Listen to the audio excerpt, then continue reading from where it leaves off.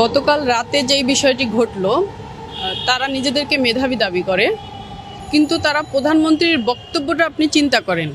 প্রধানমন্ত্রী কি বলেছিল যে মুক্তিযোদ্ধার নাতি নাতনিরা কোটা পাবে না, তাহলে কি রাজাকারের নাতি নাতনিরা কোটা পাবে? মানে উনি প্রশ্ন করছে, কিন্তু উনি কাউকে বলে নাই আপনারা সবাই রাজাকার গণহারে। আগে আপনার বক্তব্যটা বুঝতে হবে, সে কি আপনাকে বলেছে নাকি আপনার কাছে প্রশ্ন করেছে। এখন প্রশ্ন হচ্ছে, সে প্রশ্ন করেছে পুরো জাতির কাছে, যে হচ্ছে মুক্তিযোদ্ধা, তারা বলতেছে যে কোটা দিতে হবে যৌক্তিক, যাদের অযৌক্তিক কোনো কোটা থাকতে পারবে না। হ্যাঁ, এখন অযৌক্তিক কোটা কি তারা মুক্তিযোদ্ধাদেরকে বলছে, মুক্তিযোদ্ধা কোটাটিকে বলছে?